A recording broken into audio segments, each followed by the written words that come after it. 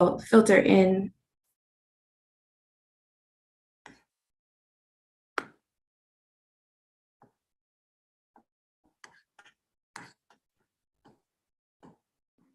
For those watching on YouTube, we will get started in just a minute.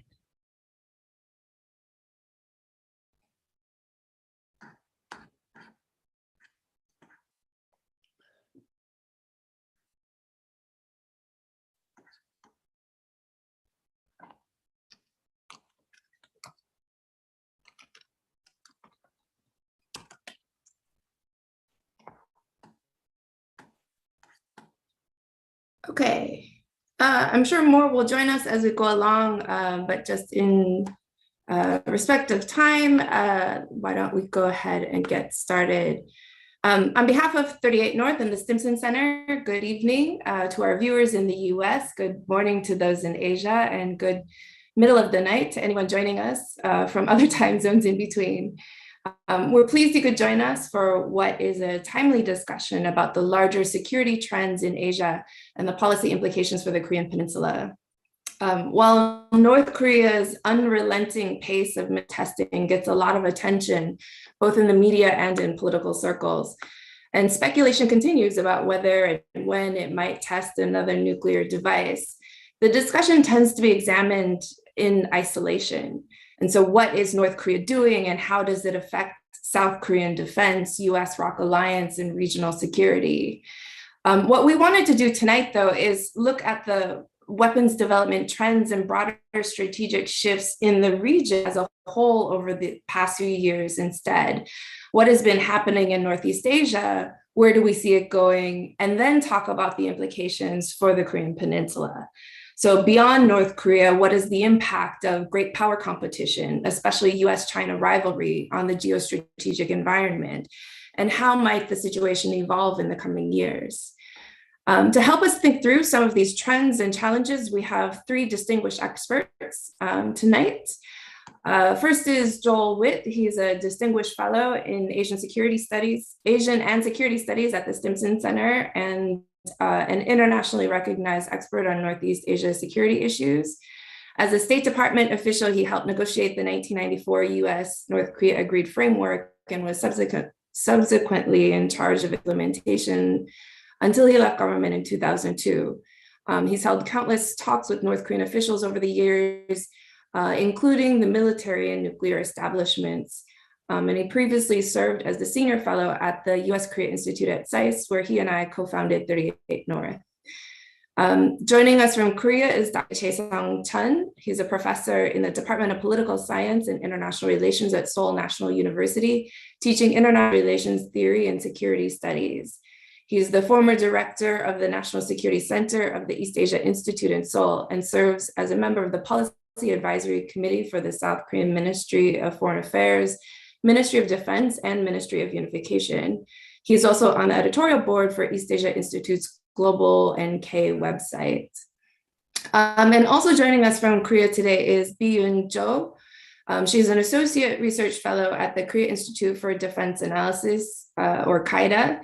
Before joining KAIDA in 2020, she was a research professor at the Institute of International Affairs at Seoul National University and a full-time lecturer at East Asia International College at Yonsei University. Her research interests include nuclear and conventional deterrence, extended deterrence, the US-ROC alliance, and armament in Northeast Asia. So we have a wealth of knowledge and experience here. Before we get started, I would also like to thank our sponsor, the Uni Korea Foundation, for their generous support for this webinar and ongoing 38 North research initiatives. And I would also invite the audience at any time to pose questions to the speakers while they're fresh in mind via our Q&A box, and we will get to them after some preliminary remarks and discussions. So with that, I am going to ask Joel to kick us off with some initial remarks. Joel? Thanks, Jenny. I'm really happy to be here to talk about this subject. I've been sort of holed up for 2 years writing a book, so it's nice to actually see other human beings. I think this is a really good time to talk about Northeast Asia, and in that context, the Korean Peninsula. And I was sort of shocked when recently a Korean friend of mine who was visiting Washington said to me that this person had gone around talking to different think tank experts in Washington, and they were all bored because nothing new was happening. You know, you had North Korea's WMD tests, you had US and South Korean responses, you had talk about strengthening the alliance. And these are the same topics that have been coming up over and over again for 25 years. And, you know, so I can understand how that might bore them. But, you know, also some of the suggestions that are coming out about dealing with North Korea, like more sanctions, send an aircraft carrier, work with our allies. Those are also the same suggestions that have been coming up for 25 years. And today, none of them are going to work. And that's because, and I hope people understand this, the world has changed enormously in the past 5 years. And it's not just in Europe, it's the Korean Peninsula, it's Northeast Asia, and it's the international system as well. So I would say where we are now is not boring. We are in the most dynamic, dangerous situation we've seen in decades. And it's not just North Korea, it's the entire region of Northeast Asia. And that poses real challenges for the United States, our allies, and other countries in the Asia Pacific region. And recognizing that it requires really serious thinking and policy responses. And if you read the newspapers or listen to some experts, you're not hearing that at all. So let me just lay out a little bit about what I mean and give you a few thoughts. I think first, the most obvious manifestation of what's going on in Northeast Asia is that there is an arms race that threatens to engulf the region, and it's lost. It's lost in the constant attention to North Korea's WMD testing and trying to predict when the next nuclear explosion is going to happen. Certainly, North Korea is part of the arms race. That's very clear. And in many ways, it's driving the arms race. And I don't need to elaborate on everything it's doing, but more missiles, more capable missiles, more nuclear weapons, the arsenal is growing, the threat is growing, not just to the United States and the region, but to the continental United States, South Korea, Japan. It's all getting worse and worse. But you also have South Korea pursuing all sorts of new weapons programs, ranging from missile defenses to more capable ballistic missiles, to hypersonic cruise missiles, to sea-launched ballistic missiles. I mean, the list goes on and on. You have Japan upgrading its missile defenses, building long-range attack weapons, and shifting away from passive defense to counter the growing threat from North Korea, but also China as well. You have Chinese efforts. We've heard a lot about what they're doing to modernize their nuclear weapons arsenal and their missile capabilities, and that's posing a danger to the United States, to Japan, to South Korea as well. And then if you get beyond these sort of traditional arms race weapons, you have cyber capabilities in all the countries that are increasing the competition and the risk of instability. You have growing support in Japan and South Korea for preemptive strategies as part of an accepted defense doctrine. And finally, you have increased support in South Korea, at least, for adding a nuclear component to its defenses. And even in Japan, we're hearing more and more about considering the deployment of American nuclear weapons. All of this is very disconcerting and very dangerous, but If you also consider the political trends, then it makes it even worse. And I don't need to go into all the details, but there are obviously tensions between South Korea, Japan, North Korea, United States, tensions between China, Japan, South Korea, United States, tensions between the United States, China, and North Korea. And the third factor here is the breakdown of the international system, which has become very obvious with the war in Ukraine. The geopolitical rifts are growing, and they're growing between the United States on the one hand, China and Russia on the other, but we're also seeing that reflected in the Asia-Pacific region with competing blocs, and also in Northeast Asia as well. And the fourth development is the influence of domestic politics in bad ways. And here I would certainly highlight the United States. I think there's a real possibility of a return to the America First doctrine. And that is, of course, going to affect the United States' global commitments. So if you look at all of these developments and try to put them all together, I think that gives you the picture that you really need to understand what's going on in Northeast Asia. It's obviously not a pretty picture. I'm not going to predict where it's heading in the future. I think that's almost as silly as predicting when North Korea is going to conduct its next nuclear test. But one way of trying to look into the future is to lay out different scenarios, snapshots of where we think Northeast Asia might be 5 years from now. And of course, each will be based on different assumptions about the political, security, military, and other developments and how they play out over the next 5 years. Now, honestly, I haven't really laid out what the scenarios are going to be. And, you know, a standard bureaucrat's approach to this is there's going to be a worst case scenario, a best case scenario, and a scenario in between. And there may be some others there too, once I think about this some more. But, you know, for example, the worst case, let's take a worst case scenario. Henry Kissinger has been warning for years that unless we dealt with the North Korean nuclear program, nuclear weapons would spread throughout Northeast Asia.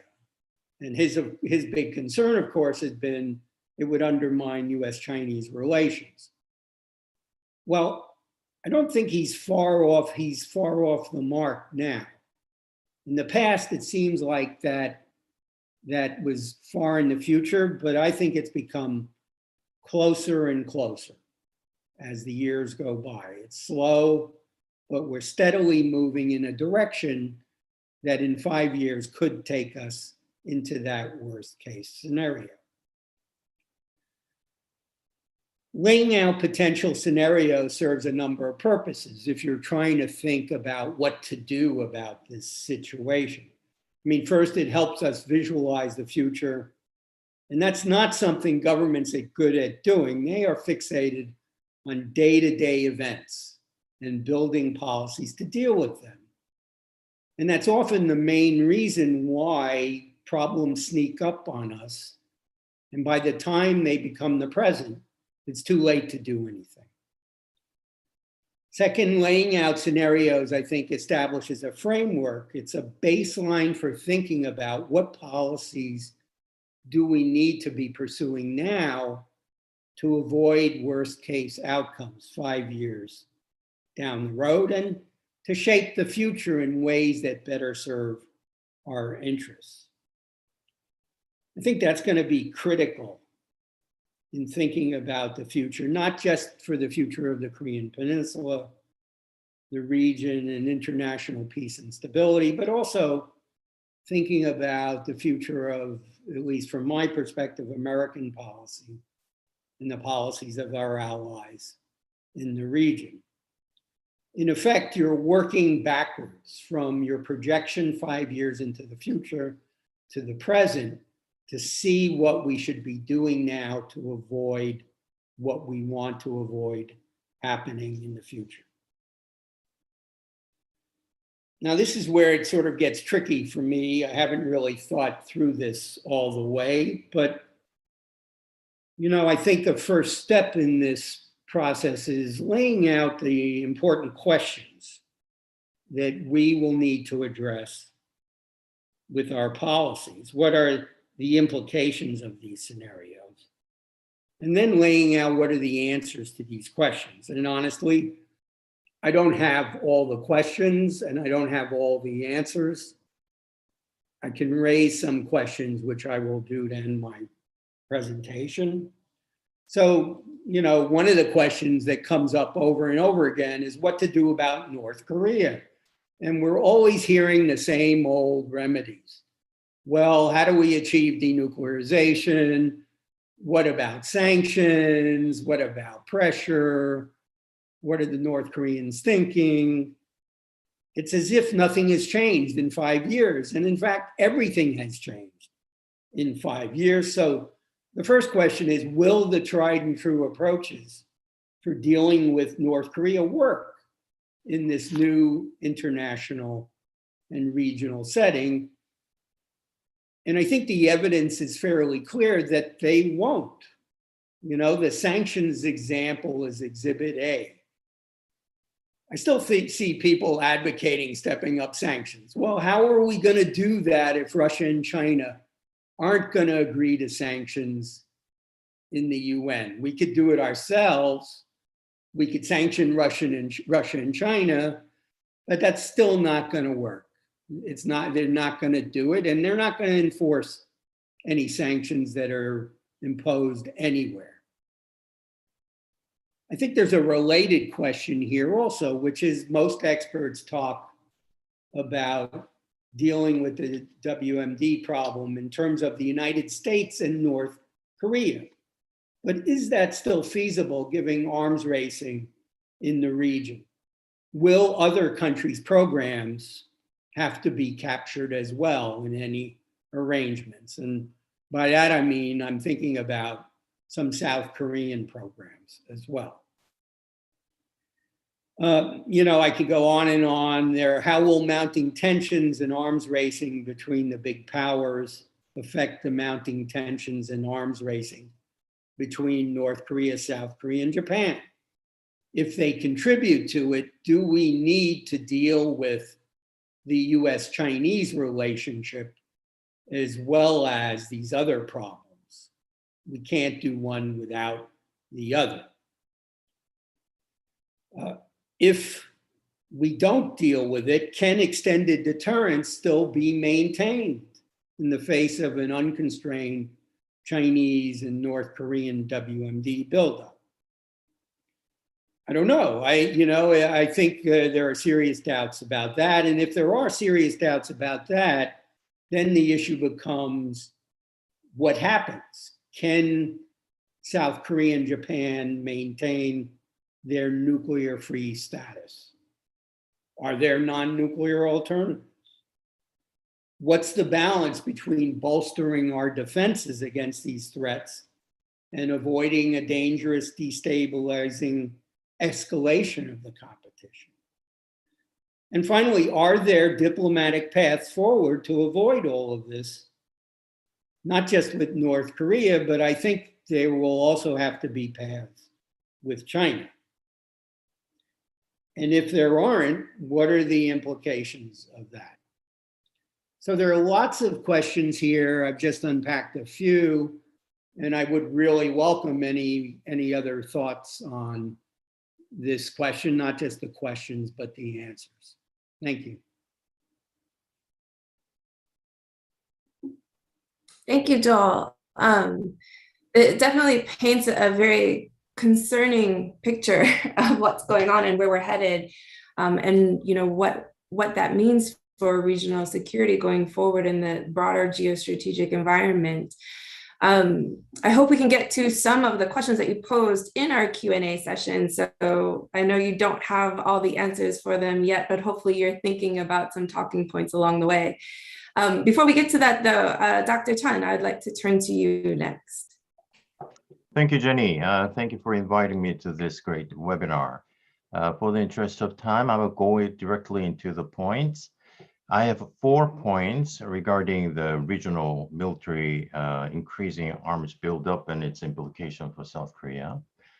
The first point is that the strategic rivalry between the United States and China, mainly in the area of economics and technology, is now expanding to the security area and also to the entire Indo-Pacific region.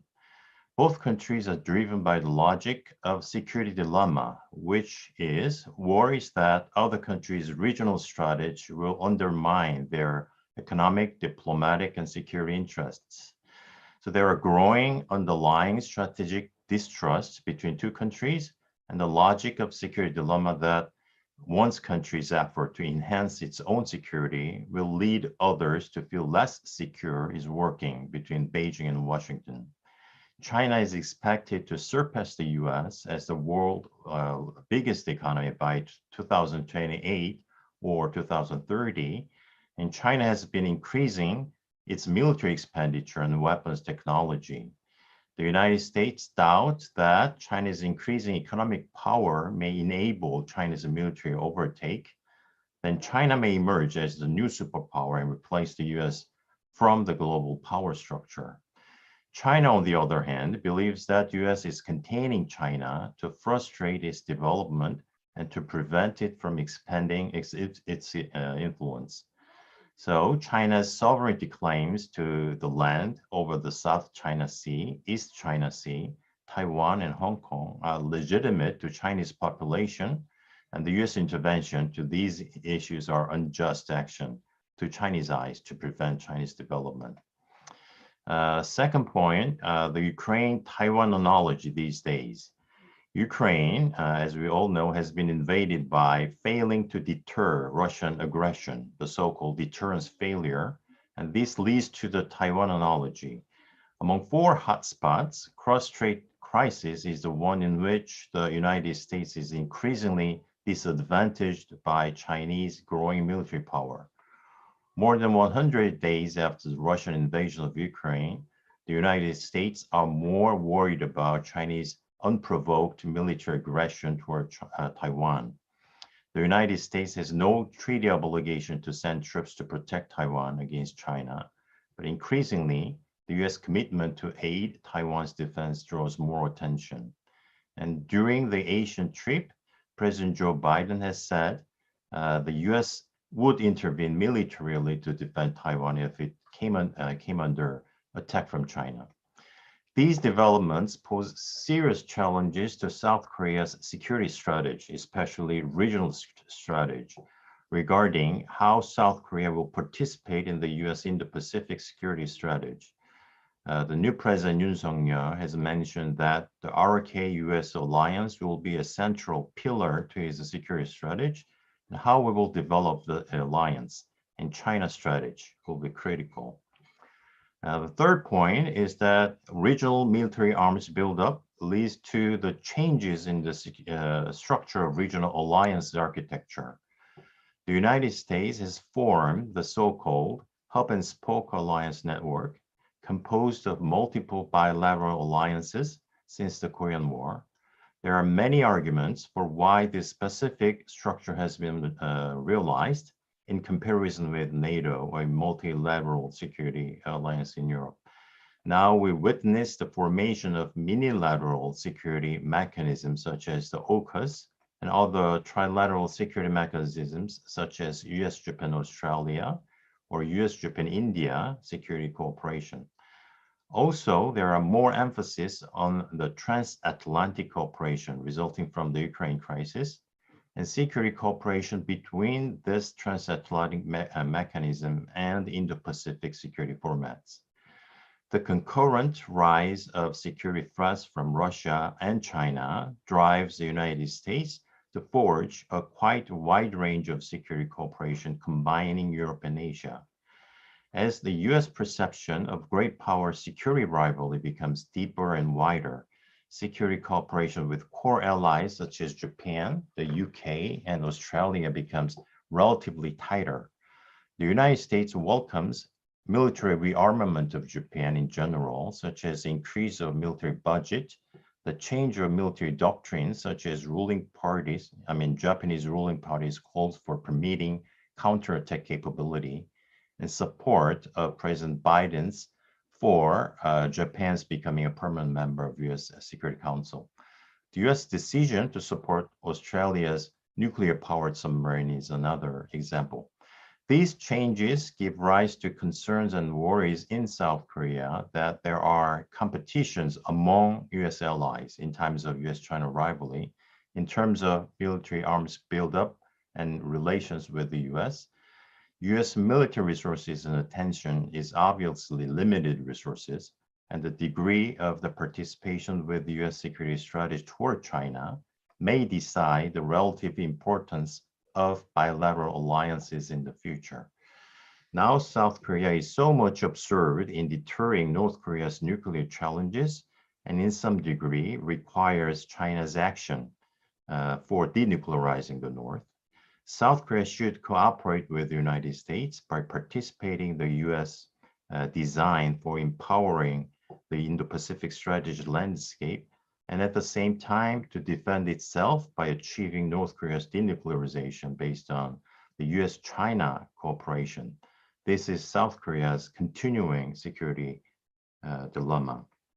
Well, the last point, China's rapidly developing nuclear capability becomes an important issue for the future US-China relations. Maybe Dr. Zhou knows much better than me, but this is a serious concern. Multiple reports from the United States says that China's nuclear buildup, and the US believes China will quadruple its warhead arsenal by 2030. Also, the Pentagon believes China has accelerated its delivery capability, ranging from fighter jets, bombers, to submarines and warships. As we know, China has maintained a minimum deterrence policy and a no first use policy. China, in the future, may have a nuclear triad, meaning land, sea, and air launched missiles. The PLA is also developing new intercontinental ballistic missiles that will carry multiple warheads, and is constructing hundreds of silos for land-based ICBMs. All these developments lead to the debate whether China believes it needs a stronger minimum deterrent because of rising US capabilities, or whether it is abandoning its decades-long minimum deterrence posture. Chinese argue that they are enhancing its retaliatory capability to counter missile defense system of the United States, which has been developed mainly to counter North Korean nuclear threats. But China may worry that in the event of a broader conflict, a US first strike could destroy much of Chinese nuclear forces than intercepting incoming Chinese missiles using its missile defense system. These changes are locking the US and China into a deeper mutual vulnerability stalemate, and the US may not be able to play the nuclear card in the conventional war, for example, as I said, over Taiwan. In that sense, North Korean threats, nuclear threats, which propels the development of the USMD system, including South Korea, destabilize the US-China nuclear status quo, and how we combine North Korean nuclear challenge with the future policy towards Chinese nuclear buildup will be an important issue. That's it. Let me stop here. Great, thanks, Alan. There's a lot of good points there about some of the regional developments, how South Korea is perceiving some of these growing challenges that I'd like to get into a little bit more in our Q&A. But before we do, I do want to give Bea a chance. The floor is now yours. Thank you very much for the great introduction and the invitation to this great panel. I'm really honored to be part of this discussion. Before I begin, I would like to stress that this is my personal opinion and does not reflect the position of my institute. For today's talk, I have prepared my talking points in two parts. First, I want to deliberate on my observations of the arms race in this region, and then touch upon several implications in this region. So to go into my first point, when it comes to arms race in this region, one phenomenon that I observe is what I would call offensive turn in the state's pursuit for capabilities. I have three specific grounds for this observation. Number one is the nuclear modernization by major powers. As already mentioned by Dr. John and Dr. Joel Witt, if we look at the three P5 states in this region, US, Russia, and China, what we see common is first, they are modernizing their nuclear warheads, and they are also modernizing their delivery systems. Of course, the total number of nuclear warheads have shown significant cuts from the Cold War period. For instance, the US's nuclear warheads decreased from about 27,000 in 1969 to about 4,500 by 2021. Russia, about 11,000 in 1969 to about 3,700 by 2021. But we have to note that these reductions are in the dismantlement of the old arsenal while they are retrofitting, modernizing their nuclear warheads to sustain their nuclear option. And also, as already mentioned by Dr. John, if we look at China, their nuclear warheads increased from 60 in 1969 to about 350 by last year. And as the latest US's annual report on China reports, we are anticipating about 700 deliverable nuclear warheads by 2027 by China. And aside from these kind of capabilities, what another important phenomenon among the major powers is that we are seeing a kind of resilience, reaffirmation of major powers to maintain their strategic ambiguity in their operation of nuclear weapons. Russia, they have been using their threats to use their tactical nuclear weapons. China, they officially state no first use, but there are suspicions.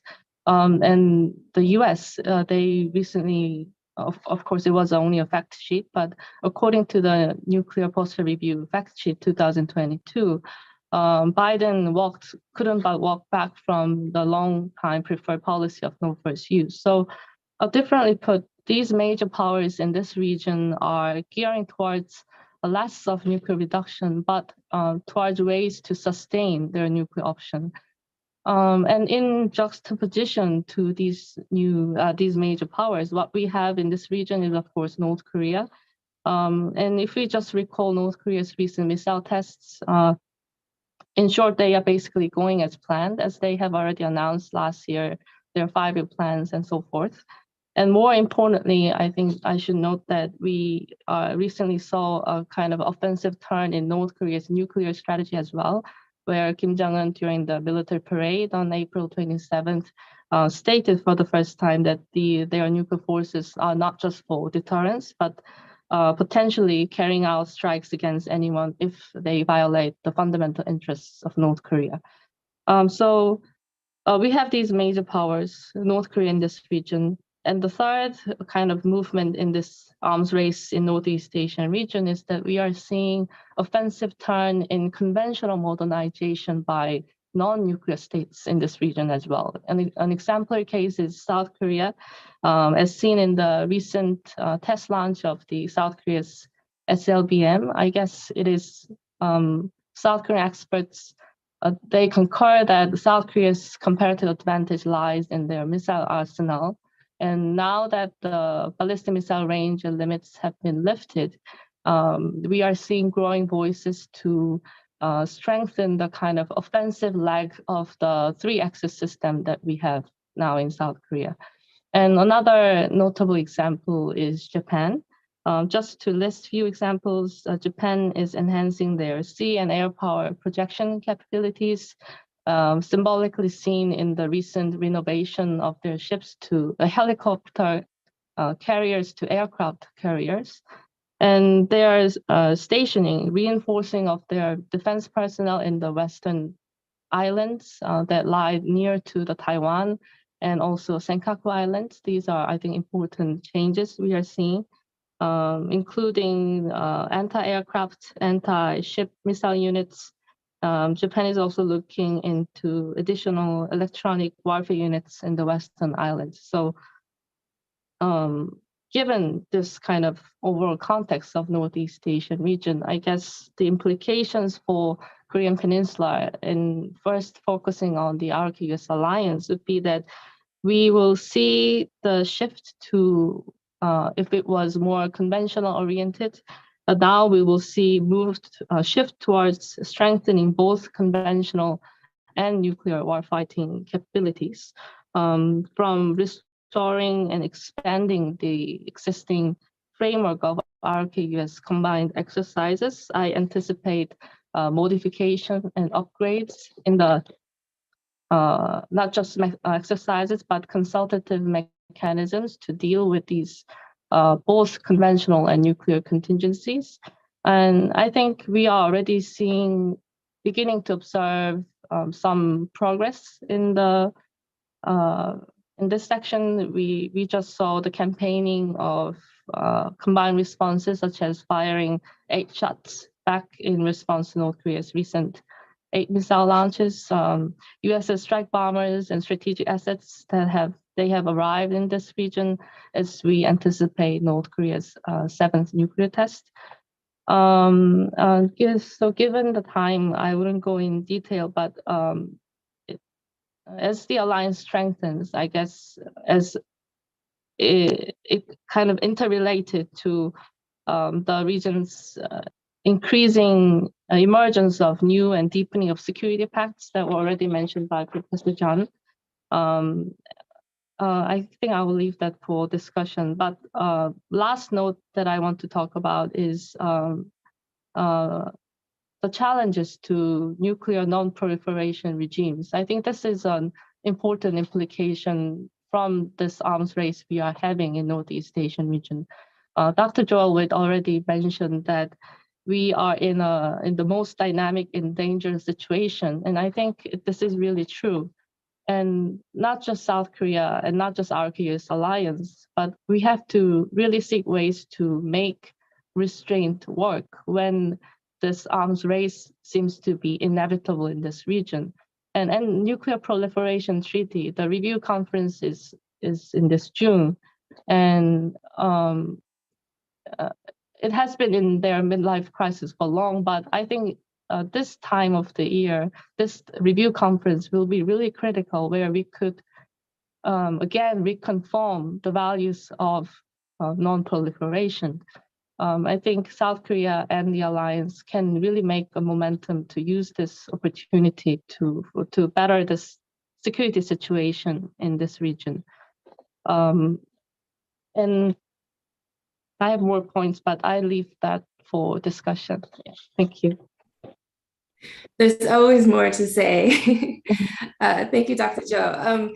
I think, we've covered a wide range of the challenges that this poses, and I think it would be remiss if we didn't dig a little bit deeper on and pick up more on the Russia, Ukraine, and the implications of what's happening there for the region.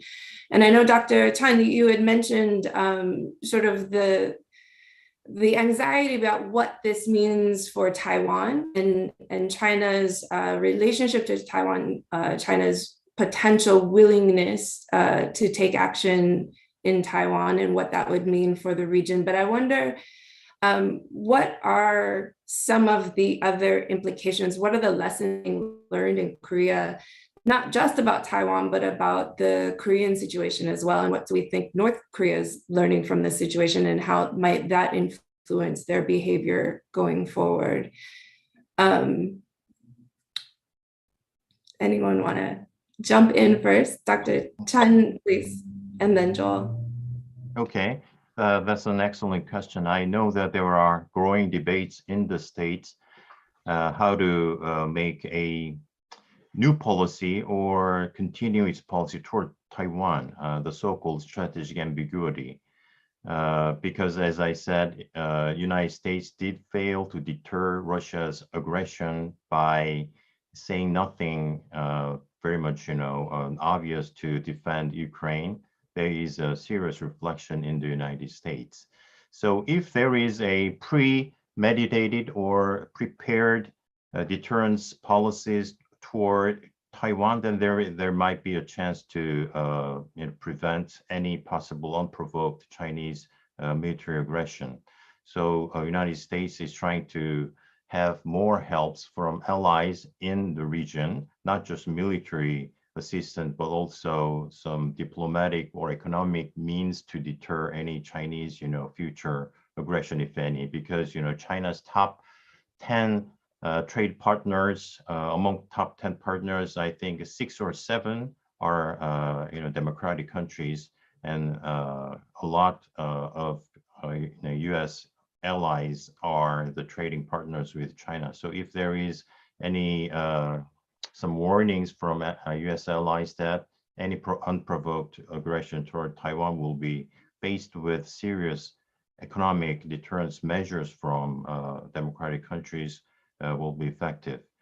The other thing is that we have to build a very realistic architecture of security in East Asia, because there are many debates, still a lot of controversial points why Russia invaded Ukraine, and one of the argument is that U.S. and NATO was not that successful in building a robust European security architecture to prevent any that kind of Russian aggression. So by building a more region-wide, strong security architecture in East Asia, we can have a more stable relations with China. Implication for North Korea is that one argument in South Korea is that Ukraine was invaded because they gave up nuclear weapons, and North Korea might learn that lesson from this Ukraine crisis. So North Korea will not never give up nuclear weapons. That's one possible lesson that North Korea might learn.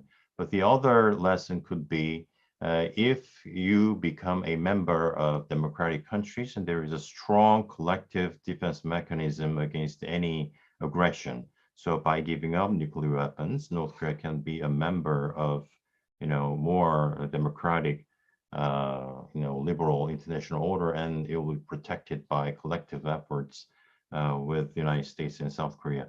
That's a remote lesson that North Korea may learn, but we have to send a strong signal to North Korea that Ukraine is helped by international community by participating in the basic norms of liberal international order. So we might persuade North Korea on that point. Thank you, Tae-sung. Actually, I'll pass. Are you sure? Yeah. I mean, it's just an intellectual morass, so I'm not sure I want to get into it. B, did you want to add to this? Okay. I did want to get a little bit further into, and I know there's some questions waiting and we will get to them shortly. And please do feel free to use the Q&A box to pose more questions. But I think there is some questions here about the actual trends and this push towards reforming these ideological blocks and how this might affect North Korea's strategic calculus about its nuclear program and nuclear development. And moreover, I think, there's a growing narrative that this trend, along with North Korea's prolonged isolation due to COVID containment measures, increases Chinese or Russian influence in dealing with North Korea. And I wonder maybe how the group assesses how those relationships are evolving. And if we believe that China is, for instance, gaining influence over North Korea, what might it take to get China to eventually exercise that influence? How should we be thinking differently about new relationship and the political cover of these ideological blocks. And maybe Joel, if I could turn to you first on this one. Yeah, so, part of this gets back to the questions I was raising, and that is in the new environment in the region and between the big powers. Is there still that overlap of US and Chinese interests in terms of creating stability on the peninsula and in terms of nudging North Korea to control its WMD programs? Does that overlap still exist? How large is it? It was never large to begin with, I don't think. But in the current environment, is there any overlap at all? And I think that's an important point to remember. And, it's kind of silly of us to think that China is going to fall in line when we seek sanctions at the UN, or even when we seek a presidential statement at the UN under the current circumstances. I think the second point here is that, yes, North Korea, under the current situation, has become very close to China. And whether they're comfortable with that or not, I don't know, but there have been many points in the past where they weren't comfortable with being too close to China. They may feel now they have no choice. But the issue then becomes, would it be possible for North Korea to pursue a more equidistant policy between the United States and South Korea on the one hand, and China on the other hand? And under what conditions might that be possible? Not just what's going on in their country, but how are we shaping the environment to open that door for the North Koreans? I think that's a critical question, and I'm not sure anyone's really thinking about it, but it's something that may come up in the future. Dr. Chun or Dr. Cho, did you have any follow-up remarks? Dr. Chun, I see you unmuted. Yep, 2 points. First, North Korea, Kim Jong-un was quite much frustrated from the Hanoi failure in 2019, February, because he expected that there might be a negotiation with President Trump, but it failed anyway. So after that, I think he is now thinking that without having some equal military power, meaning the nuclear capability to attack US mainland, then he cannot be in a position to impose some negotiation which is beneficial to the North Korea. So as Dr. Zhou said, early last year, he proposed some development of major strategic weapon system. And after completing that, maybe now he will go into the development of satellite system with, the elaboration of nuclear capability. Then after he's quite much confident of his own ability to impose a sanction, to impose a nuclear arms control deal with the United States, then he will come to the negotiation table. Then there might be a negotiation. But before that, North Korea last year very clearly proposed that without any sign from the United States to give up some parts of anti-North Korea hostile policy with some physical evidence, it will not come to the negotiation table, which is not acceptable to the United States. So the Biden administration continues to say that without having any precondition, we should resume the talk. So now we don't have any negotiations. So after some time, it will take some time if we think in Kim Jong-un's position. So that's why we are having the stalemate. Second point is that Kim Jong-un last year in September clearly remarked that this is the situation of the new Cold War. which is not true. When we look at the relationship between Russia and China, and even the relationship between China and North Korea, as Joel said, there always has been a historical fissure or troubles between North Korea and China. But North Korea is thinking, if we have a new Cold War, then we will have a quite solid assistance from China and Russia, which is Kim Jong-un's wishful thinking. But it is not really a solid ideological bloc. I think there is still a difficulties of relations between Russia and China. Some doubts and Russia's fear of being dominated by Chinese economic power and so on. So I think it is not a really new Cold War yet, but North Korea wanting to have a solid assistance from these two powers. They are saying that they are in times of Cold War. So what we have to do is that there is still a chance of having a good relationship with North Korea, and there might be a chance for a new negotiation in the future.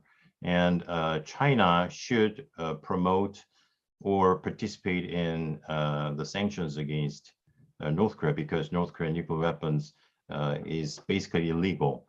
And China has a quite high level of reputational concern. If China does not participate in economic sanction regime or deviate from it, then that's a reputation. The Chinese reputation will be hurt by those actions. So there might be a chance to navigate, avoiding the new situation of new Cold War, and we have to continue to persuade North Korea. The cards are definitely stacked against us at the moment, but Dr. Zhou, please. Oh yes, I guess I have a little bit more green prospect on this question. I think the ideological blocks in this region will strengthen than as it has been before, because my observation is that in the post-Cold War period, the states fiddled on the idea of economic prosperity. But with China's rise in the 2000s, we have seen emergence of states stressing the importance of rule-based order, international regimes, and so forth. But I think in the 2010s, this emphasis on shared values are becoming more stronger. And this trend, I think, cannot but be strengthened, because if we see the Indo-Pacific region, we have NATO in June, the NATO conference in June, and they will, for the first time, develop a strategic concept that point to the China's threat for their activities in this region. So states are pinpointing, naming specific states in their strategic papers as key threats. And as these ideological blocks cannot but strengthen, I think North Korea, China, and also Russia, these blocks will be more significant than it has been before, and makes the negotiation very difficult in the near time. Great, thanks, Dr. Zhou. I think a related question that's coming from the audience is this idea that there seems to be two ways in which China might view North Korea's nuclear and missile progress in the context of strategic rivalry with the US. One is that it's a dangerous wild card that could drag China into conflict. And this is how it is seen historically, and is quite similar to how the US and USSR viewed third country proliferators during the Cold War. The other is to see it as a strategic asset in these ideological blocks, which diverts and drains US power from other areas of US-China conflict. Is there any indication that China has shifted to this latter approach, or what might trigger China to shift to this latter approach? And this question was actually targeted to Joel, directed to Joel, but the others are welcome to reply as well. But Joel, do you want to jump in here? I don't know the answer to that, honestly. I think at the moment they're probably seen as an asset, but To think that these relationships are set in stone is not my experience over the past 25 years. Situations can shift. Countries can pursue policies that stimulate a shift. So, I can't predict what's going to happen with China and North Korea, honestly. All I can say is that historically, this kind of close relationship hasn't lasted, and that it can shift depending on external developments. So, when Dr. Joe talks about this, the blocks are sort of tightening up, and there's an emphasis on strengthening blocks, I think she's absolutely correct. But that shouldn't be exclusive of trying to deal with these issues that we're talking about, not only through strengthening defenses, but also through diplomatic initiatives.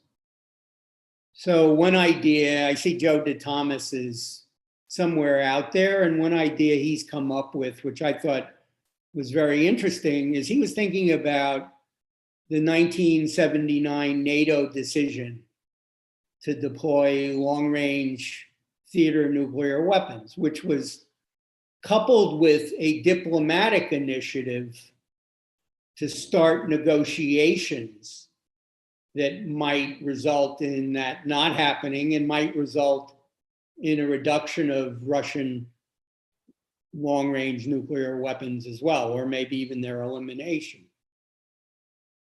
I mean, we need to be thinking along the lines of strengthening ourselves, strengthening our bloc, but also coupling that with diplomatic initiatives that will lessen the chances of tension, miscalculation, and even accidental war. I don't think they're mutually exclusive.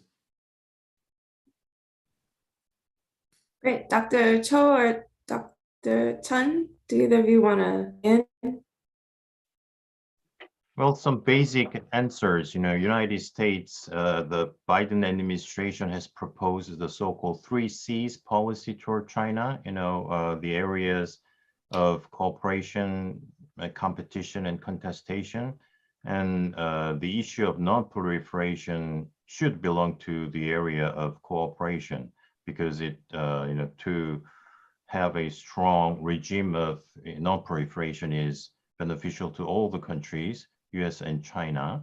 North Korean nuclear problem has two aspects. One is non-proliferation issue. The other one is a geopolitical rivalry between US and China.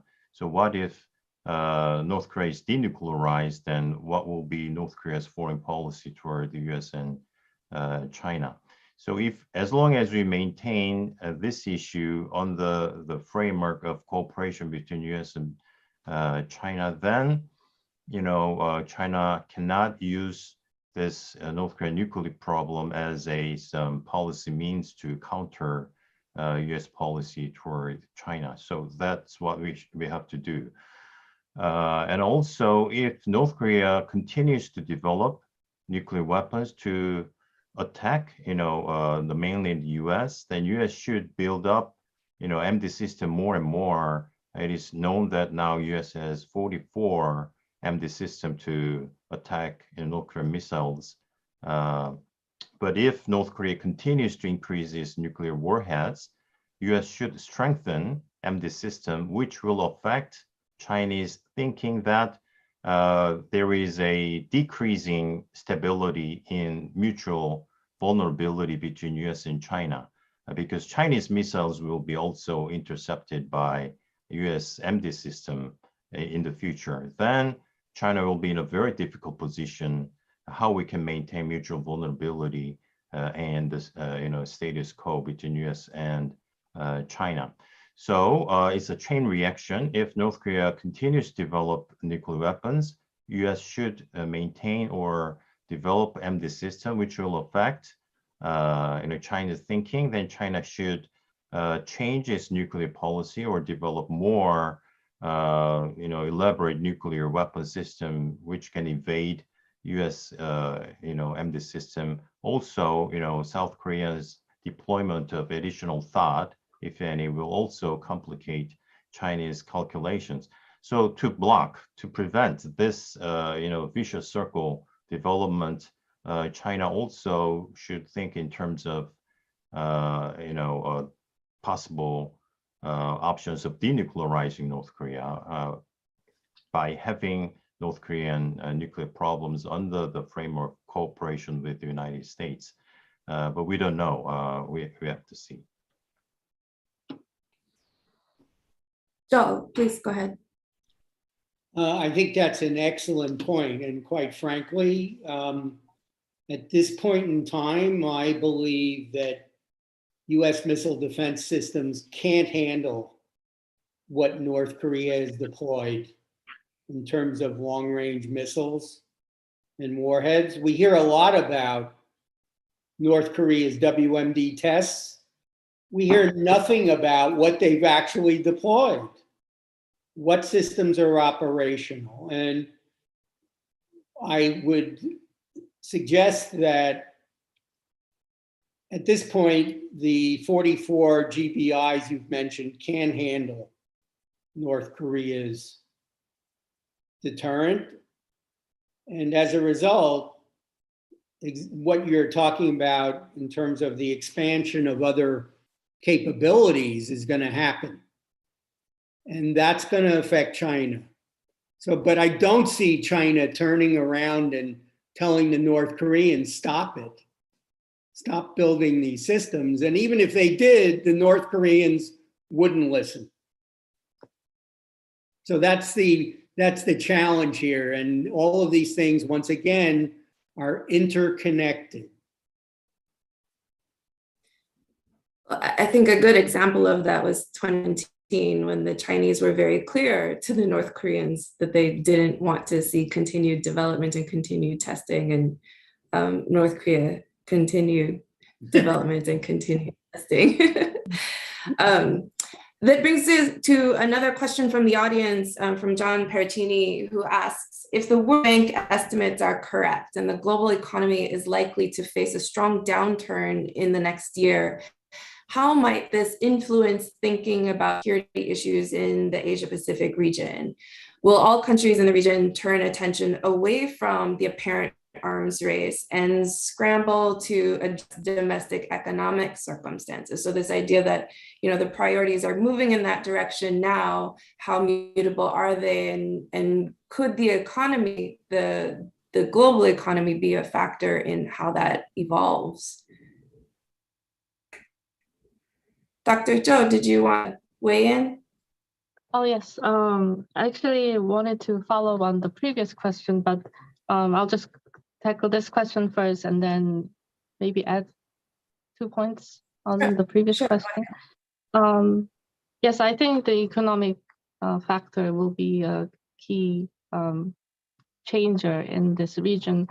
However, I think in my experience of the past years, it seems that even though there is a global recession, a cycle of global recession, when there is North Korea's nuclear tests or any similar kind of type of high level of threat, states tend to come back to their defense issues. So, of course, economic recessions, the limitations in defense budgets, and also the sharp declines in population, it will be a key factor in this arms race in this region. But because the threats we face are imminent, the North Korea's activities seem to have more precedence in this region than in other areas. And to go back to, if I may, to the previous question, I just wanted to follow up on Dr. Joel Witt's point that we have to do both defense and diplomatic relations. They are the 2 key pillars that are important. And during my opening remarks, I left by just stressing our international efforts to reconfirm the non-proliferation principles. But I want, actually, my research right now is trying to think about new ways to enhance the extended deterrence in this region, such as nuclear planning groups and so forth. So my take on this problem is same as Professor Chan and Dr. Joel Witt, that we have to seek new ways to stop North Korea's nuclear program. Previous missile defense systems, these previous solutions that we had will not suffice in the present situation. So we have to think new ways, new innovative ways that will involve new nuclear capabilities, new conventional capabilities, new consultative mechanisms, new member states, and towards a bigger regional cooperation. But on top of that, what we have to uphold is the umbrella of international regimes, non-proliferation principle as the kind of a last cap on our efforts to maintain at least some stability in this region. That was just for my clarification. And, yeah. Okay, thanks, Dr. Zhou. Joel or Dr. Chen, did you want to weigh in on the question about how the economy might affect the pursuing arms race? Joel, please. Oh wait, I think you're still muted. I keep getting muted. Yeah. I hope that's not deliberate. No, go ahead. I think that's a very interesting question. So that's another, if you're thinking about projections 5 years into the future, there is an economic component there as well. Would a serious economic downturns restrict an arms race? And, I think Dr. Cho makes a good point that in some cases, if the threat is imminent, it won't. And, in the United States, I don't know exactly what our defense budget is this year, and our economy is maybe heading to a recession.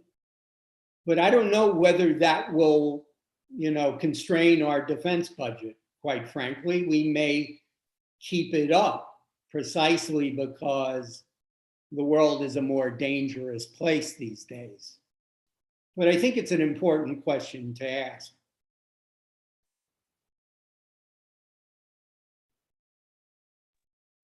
Well, Dr. Chen. yeah, one more point. Is Joel, are you Yeah. okay? Okay. Yeah. So, when we think back of the times when the COVID first broke out, there was a lot of speculation that because the United States and China is facing common threats, they will cooperate. But I doubt it, because we are in a times of US-China rivalry. Even though both countries have, similar threats, they will compete because, the competition is a game of not just mutual gain, but so it is not just a game of who is stronger, but it's a game of who is less vulnerable. US and China are vulnerable in many senses in domestic economy and domestic politics. But if you are less vulnerable, then you will win the contest in the long run. So both countries are trying their best to have more strength in this strategic rivalry. So if you read, the Secretary Blinken's remarks at the George Washington University last week, I guess, then the first point of his remark is to invest. So by having a stronger economy, by having a economic, bloc or economic linkages with allies and other democratic countries, by having more resilient supply chain, which might be a little bit independent from, Chinese economic influence, then we can prosper. So probably the competition will be more serious, more stronger in times of economic recession, because it's the time that United States or China can show itself as more resilient and stronger in competition. I think that's a good segue to start talking about the new Yoon administration. And so, President Yoon's first month in office has been obviously a whirlwind, moving the presidential office out of the Blue House responding to North Korean missile tests with greater demonstrations of force, hosting US President Biden for a summit where the two committed to deepening and strengthening the alliance, especially as Dr. Chen mentioned, in new areas, building greater cooperation in economic and technological areas. We've already seen negative reactions from China to these trends, and we know their willingness in the past to try and coerce Seoul, or at least inflict political and economic pain on Seoul for certain decisions, especially in the security realm. So what does this deepening of US ROC alliance, especially beyond the Korean Peninsula, really mean for ROC security? And using your words, Dr. Does it actually make Korea more or less vulnerable in this wider geostrategic environment? Well, that's a very critical question. If you read President Yoon's article in Foreign Affairs and also his inauguration address, he puts greater emphasis on values. So he emphasized the value of freedom, which is, very important, with his emphasis on prosperity, peace, and so on. So his idea is that he will build a foreign policy based on his values. And because the values of South Korea and United States are in line with each other, then RK-US alliance can be the central pillar of his external policy. Which leads to the question of South Korea's China policy, which is, I think, in the making. And in the joint statement in a couple of weeks ago, there is a remarks that South Korea is developing its own independent Indo-Pacific strategy, which is also, I think, in the making. So we'll see. But our China policy is not just about alliance. Our China policy should be based on our own evaluation of China's foreign policy and our own value system, whether it can, have any, cooperation with China. But, if you look at China's foreign policy, it's based on its own value system, such as sovereignty, in some sense, post-colonial foreign policy, or opposition to hegemonic system. And South Korea, in some sense, has also some commonalities in those value system as well. So we have a very complex calculation how to translate our value system into the real policy. So there should be some process.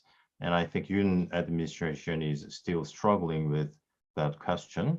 And also, China's challenge is not direct to South Korea's national interest. For example, there is no impending bilateral conflicting issues with China, between South Korea and China. We have no maritime territory issues like Japan or other Southeast Asian countries. So China's challenge is more indirect and structural to South Korea. So as long as we are in line with U.S. regional policy, but so basically in general we have the similar view or interest system with United States in dealing with China, but in a very concrete policy areas, there is so much work that Yoon administration should do. And lastly, we have to find some kind of common collective response system to any possible Chinese economic retaliation, as Jenny said. We didn't develop that yet. And it's very hard to have any prepared, that kind of system. So that's one area that U.S. and South Korea should do together. Great, thanks, Dr. Chen. Dr. Zhou or Joel, do you have any follow-up? Dr. Zhou? Oh yes. My take on the question is, the question was, what does the deepening of RK-US mean more security for the South Koreans? And my answer would be, I would bold, but I would say yes, because my position is that I think Dr. Joel Witt or Dr. John mentioned that in their opening remarks that we are seeing competition among allies in this region as well. And I think we are in a dynamic period where we see emergence of new security pacts, deepening of unilateral dialogues, and so on. And in this dynamic period, I think the previous idea of strategic ambiguity for South Korea to maintain between China and the US no longer works, in my opinion. And there are many reasons, but one key factor is the US's their strategic design of this region, their integrated deterrence-driven national defense strategy makes call for more allies in cooperation. And as they focus on the Indo-Pacific, South Korea becomes obviously one of the key allies to cooperate in mutually beneficial way. And with this push from the US and South Korea, there is also the factor that South Korea's defense is dependent on the provision of US's extended deterrence, especially in the times of the current North Korea's continued pursuit for nuclear arsenal. So there are many reasons, but I think this is the fundamental ground why the Yoon Suk-yeol administration is taking more pronounced position in this matter, strengthening their RK-US alliance. And their notion of global pivotal state, I think, also anchors on this idea of, on the basis of RK-US alliance, we seek more cooperation with other countries. That also includes China. It does not exclude China. I do not have clear systemic notion in my mind, but I'll stop here. Yes. Great, thanks, Dr. Cho. Joel, did you want to add anything? Okay, one of the questions that has come up, and this is directed also to Dr. Cho. You had mentioned, you talked about how North Korea or how South Korea had responded to North Korea's recent tests with their own demonstrations of power, their own reciprocal missile tests. The question is this: there appears to be a stark difference in approach between Presidents Moon and Yoon in dealing with North Korea. And they're curious to hear your thoughts on which approach you believe may be more effective in the region.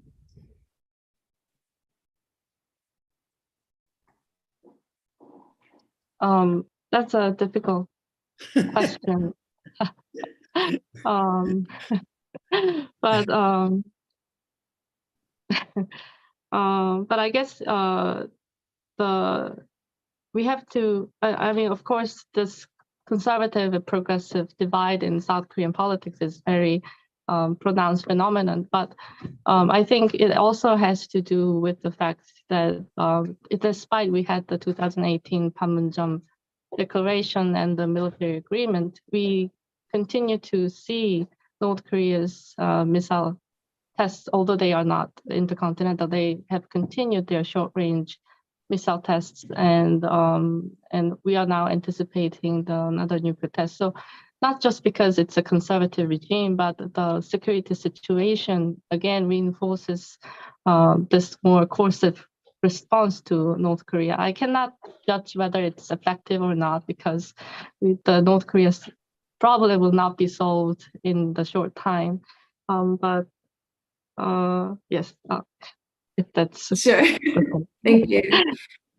Joel, did you want to weigh in also? Yeah, I mean, the differences are obvious between the two, but I think there's some points that people miss. For example, I've been working on a book project, as I mentioned, about Trump and Obama and North Korea. And, you know, someone, a senior US officer was stationed on the peninsula during the Moon administration, he thought it was ridiculous that Moon had this reputation with President Trump as a wimp, because he was actually a pretty tough guy, and people can correct me if I'm wrong, but South Korean defense spending went up quite a bit during the second year that Moon was in office. And the other point is, when someone mentioned these demonstrations, recent demonstrations, well, that's nothing new. You know, the South Koreans were part of those initial demonstrations after North Korea conducted its first ICBM tests during the Moon administration. South Koreans were firing missiles along with the United States to demonstrate resolve. So, you know, there are serious differences, of course, but a lot of the stuff that's going on now is not new at all. And of course, the result is going to be the same, which is the North Koreans aren't going to care. They've definitely seen it before. It's like flying the B-52s from east to west over the peninsula. And, you know, even the Americans started thinking this is a waste of time. So we have time for just a couple more questions. I'm going to throw an easy one to you. Hopefully it's easy. There is a lot of talk, of course, about the probability of South Korea going nuclear and getting nuclear weapons, or even the basing of nuclear weapons in South Korea. So one of the questions is, does the panel, what do they think the probability is that there will be nuclear weapons based in South Korea, either US or South Korean, in 5 years' time? Is it greater or less than 50%? Did you want me to go first? Sure, Joel, you can go first. I think, well, you know, look, there are different ways of doing it. If you want to inject some sort of nuclear capability, and of course it ranges from South Korea building its own nuclear weapons to basing US nuclear weapons. But there's another option too, which is, you know, having dual capable aircraft based on the peninsula. And clearly they're dual capable, but the nuclear weapons will be off the peninsula. So that's another possibility. So I would say that if you consider all three, 5 years from now, I think there's probably about a 70% chance we'll have one of the three, probably the low end one. But, you know, it's an interesting thought game. Everyone says, oh, South Korea will never build its own nuclear weapons because, you know, the US would abandon South Korea and all the economic ties would go away. And, you know, I know there are a lot of legal restrictions there, but seriously, what would happen if South Korea built nuclear weapons? Would the US just pick up and leave? It's an interesting thing to think about. I don't know the answer, but, you know, I think that's a little extreme. And there may be other approaches there. Dr. Joe, I know you've written about this or you've thought about this a lot. Can I ask you to weigh in also? Yes, sure. I think the audience made a clear observation. The discussion about how to increase nuclear latency has shown increase in this region recently. But I would concur with Dr. Joel with that going to that end would be two kind of extreme options in my personal opinion, because without going nuclear per se. There are many options before that we could first seek. First, it would be the conventional weapons, the strategic conventional capabilities. That's one way. The other is we are talking about the option of different new, more innovative ways to share US's nuclear capabilities, or to how to strengthen the extended deterrence mechanism by their consultative mechanisms, operational discussions, target options, and so on. And also I want to point out that although the last revised RK-US Nuclear Cooperation Agreement, we have seen a lot of progress in that revision. And although not everything has been implemented in the previous regime, because the RK-US alliance has been reset in this Yoon administration, I anticipate more progress in this RK-US nuclear cooperation, which fosters peaceful use of nuclear energy. So I think South Korea's prospect for going nuclear is little, in my opinion. Yes. That's Dr. Chan, please. Yep. I want to add a couple of points. First, the new development this year is that North Korea's deployment of tactical nuclear weapons, which complicates the situation of extended deterrence.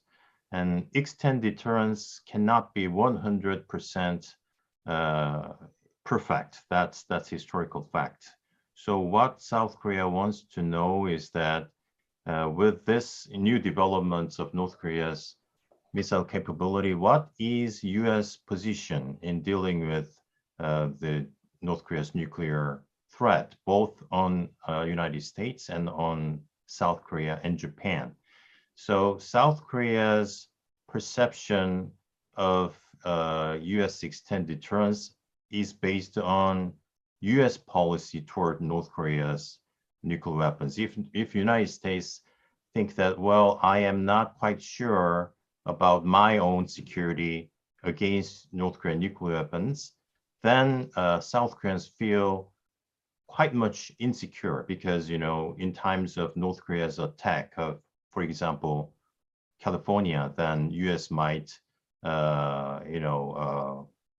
give up South Korea's security because they have the risk of being attacked by North Korean nuclear weapons. So in South Koreans' thinking, if U.S. think that they are quite much sure of its own security strategy, then we can also feel secure. That's, complex calculation. So we have to cooperate anyway, how we can collectively deter North Korea's attack for United States and South Korea and Japan. That's why we try to establish or revive the Extended Deterrence and Security Cooperation Group in the coming future. And second point is that nuclear sharing. I personally think that deploying tactical nuclear weapons on South Korean soil will not enhance that much deterrence power against North Korea. The reason why South Koreans ask for deploying of tactical nuclear weapons in South Korea is for reassurance rather than deterrence. So as long as the United States has a very high level of deterrence in Guam or in SLBM or such things like that, then I think deterrence posture is quite much strong. But there is again, South Korea's worries about security decoupling from United States because North Korea now is quite much capable of attacking U.S. mainland. So how to secure this reassurance other than deploying tactical nuclear weapons? We can find out some other forms of nuclear sharing, as Joel said, dual use airplane for South Korea, or like in NATO nuclear planning group, in which we can cooperate with the United States in the stages of preparation, decision, and all those stages of close cooperation. Thanks, Dr. Chen. I know, Joel, you had a quick two-finger follow-up. Oh, we're almost out of time, huh? Yeah. Okay, well, very quickly, the history of the past 7, 8 years has been one of a continuous drumbeat from South Korea and its concerns about extended deterrence. It has not been possible to satisfy those concerns. And consultative groups aren't going to do it. And the second point, very quickly, the vulnerability of the United States to a North Korean nuclear attack is only increasing. It's not going to go away, it's getting worse. And that's going to feed into the problem. Yeah, this idea of consultative groups is something that we talked about in one of our other research projects that we've been doing, and we'll have a report out soon about, there certainly are consultative groups that already exist, and I think there's not enough information about them that really gives the sense of constant communication and constant cooperation that does actually exist outside of the high-level meetings that go on once or twice a year. And so I think, this is what's happening now in the region is a real reminder that, the visibility of that work and of that consultation is almost as important as the consultation itself, because if people don't understand, if they don't believe it's happening, perception is reality. And that's really going to keep feeding into the reassurance problem as well. Unfortunately, we always have more questions than we have time, and this is something that we could discuss for hours. But I want to thank our speakers, Dr. Zhou, Dr. Chen, Joel, Witt, for joining us tonight and for this thought-provoking conversation. This is a topic that we'll be examining in more detail in the coming year. So hopefully you'll hear more from us on this in the future, and maybe with more recommendations than questions. This time was more focused on identifying some of these new challenges. I want to thank again our sponsor for tonight, Uni Korea Foundation, for their support, and for our 38 North and Stimson staff for making this seminar go smoothly. Thank you everyone for joining us, and please do check out other events at Stimson.